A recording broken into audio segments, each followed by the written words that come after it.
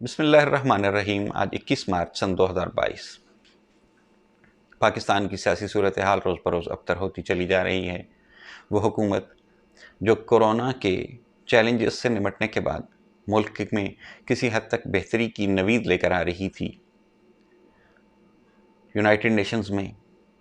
Islamophobia سے متعلق قرارداد کا پاس ہونا ہو، عالمی سطح پر پاکستان کی خدمات کا اعتراف ہو، یا امریکہ جیسی سپر پاور کو ایبسولوٹلی ناٹ کہنے کا معاملہ ہو، یہ وہ معاملات تھے جن میں عوام کسی حد تک اس حکومت کے شانہ بشانہ کھڑی تھی۔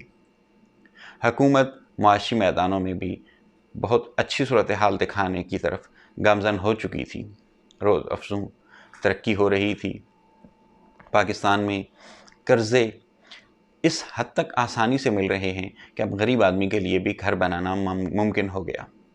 پاکستان میں کنسٹرکشن کی انڈسٹری چل پڑی، پاکستان کی ٹیکسٹائل انڈسٹری تاریخی سطح پہ پہنچ چکی تھی،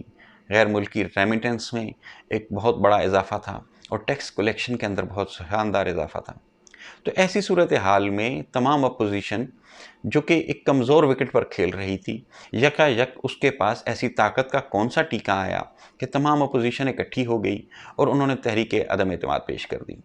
بات یہیں تک رہتی تو قابل فکر بھی تھی اور قابل غور بھی، لیکن اصل ٹوسٹ تب تھا سوائے کوئی بھی اتحاد جی ڈی اے کے اس وقت تک حکومت کے ساتھ مضبوطی سے کھڑا ہونے کا اعلان نہیں کر رہی، بلکہ حکومت کے اپنے اندر سے بھی گروپس علیم خان گروپ اور جہانگیر ترین گروپ کے صورت میں سامنے آ گئے۔ سوچنے کی بات یہ ہے کہ ان دو گروپس کا آنا تو ایک طرف پھر بھی کسی حد تک سمجھ آتا تھا کہ ان دو شخصیات کے ساتھ حکومت نے کوئی اچھا سلوک نہیں کیا تھا، حکومتی جماعت نے ان کے ساتھ کوئی محبت کا سلوک نہ کرنا،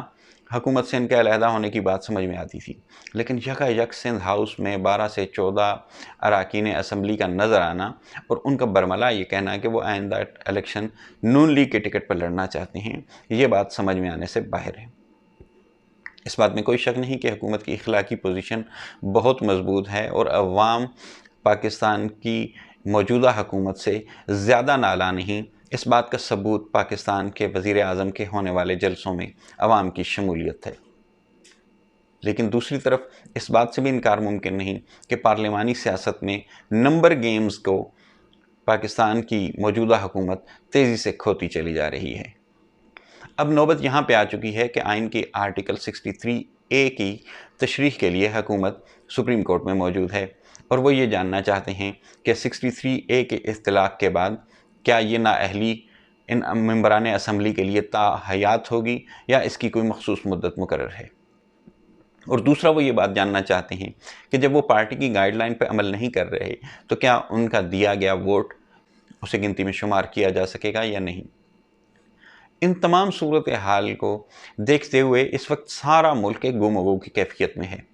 کچھ لوگ پاکستان کی حکومت مخالفین ہیں اور کچھ لوگ پاکستان کی حکومت کے حمایتی۔ دونوں طرف سے اعتراضات، الزامات اور گفتگو کا ایک نس ختم ہونے والا سلسلہ چل رہا ہے۔ لیکن سوچنے کی بات یہ ہے کہ اگر یہ سسٹم ناکام ہو جاتا ہے تو اس میں اصل نقصان کس کا ہوگا، اور اگر یہ سسٹم کامیاب ہو جاتا ہے تو اس میں اصل فائدہ کون اٹھائے گا۔ یقیناً ایک گروہ جب فائدہ اٹھائے گا تو دوسرے گروہ کا نقصان ہوگا۔ جان لیجئے یہ سسٹم کامیابی سے چلتا رہتا تو ایک الگ بات تھی،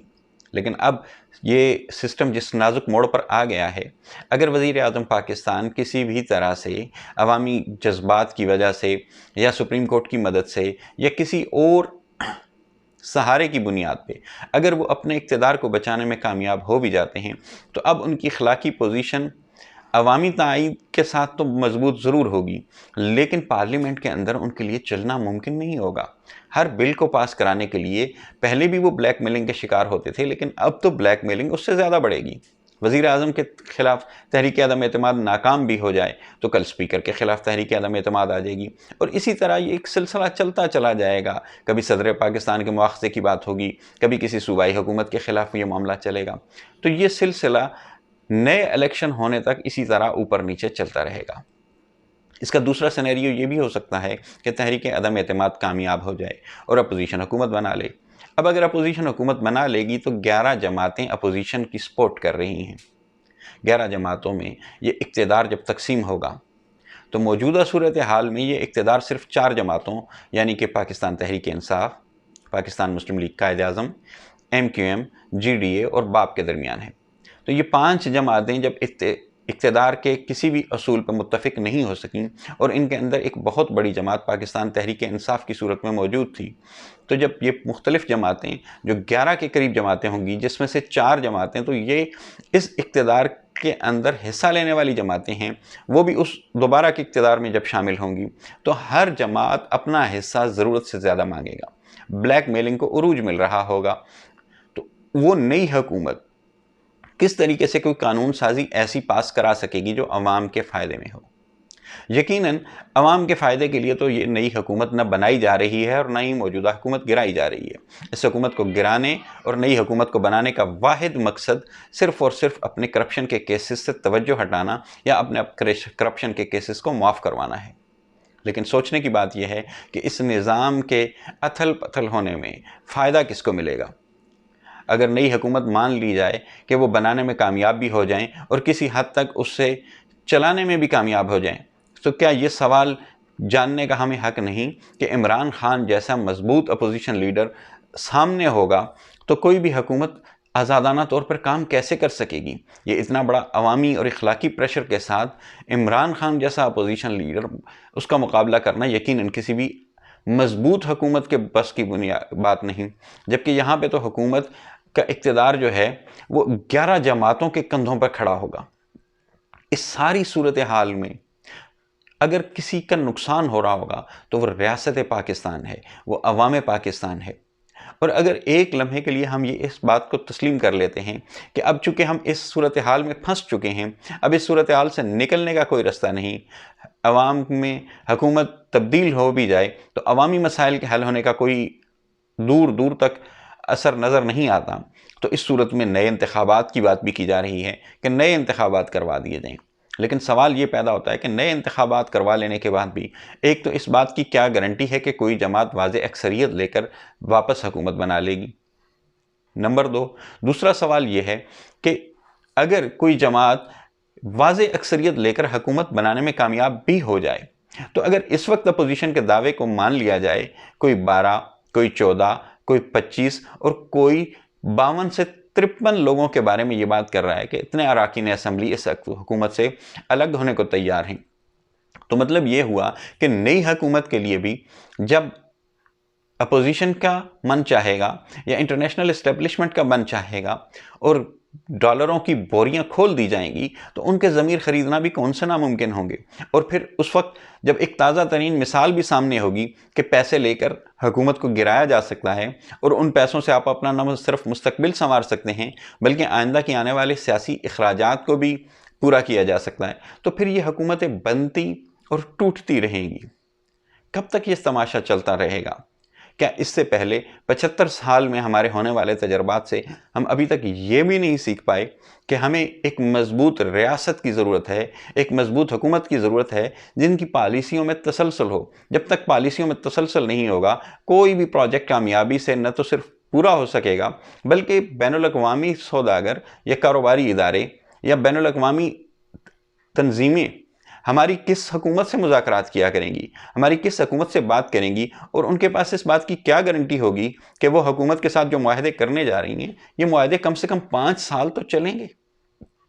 تو مطلب یہ ہوا کہ اس موجودہ سیٹ اپ میں نقصان میں اگر کوئی جا رہا ہے تو وہ صرف اور صرف عوام پاکستان ہے،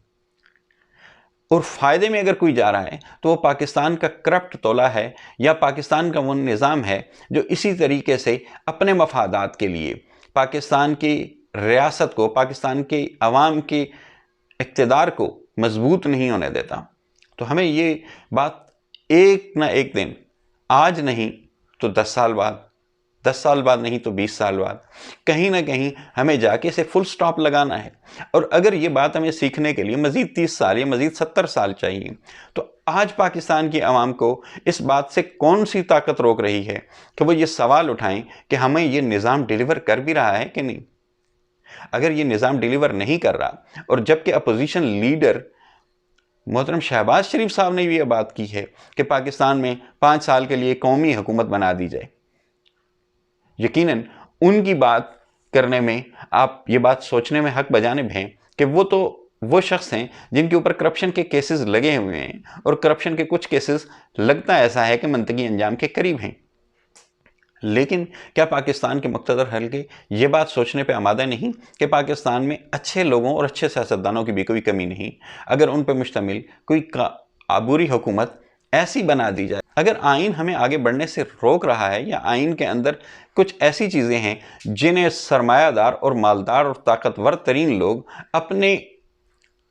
مسائل کو حل کرنے کے لیے یا اپنی فائدے کے لیے توڑ موڑ رہے ہیں، تو پاکستان کی عوام کے پاس بھی تو کوئی ایسا حل ہونا چاہیے کہ وہ پاکستان کے آئین سے ایسے فوائد اٹھا سکیں کہ یہ آئین پاکستان کی عوام کی محافظ بنے. اس بات کو سوچنا آج کے لیے اور وقت کی اہم ضرورت ہے. اگر ہم نہیں سوچ رہے ہوں گے تو کل ہمارے بچے یا ہماری اولادیں یہ ہم سے سوال ضرور کریں گی کہ آپ تاریخ کے اس ایک نازک موقع پہ آ گئے تھے جب قوم کو یہ بات سمجھانا انتہائی آسان تھی، لیکن اس وقت بھی آپ لوگوں نے مصلحت یا خاموشی کے ساتھ آگے بڑھ جانا مناسب سمجھا، اور اس وجہ سے پاکستان مزید 50 سال پیچھے چلا گیا. اللہ پاک ہمیں اور آپ کو پاکستان کا بہتر سوچنے اور پاکستان کے بارے میں بہتر کرنے کی توفیق عطا فرمائے.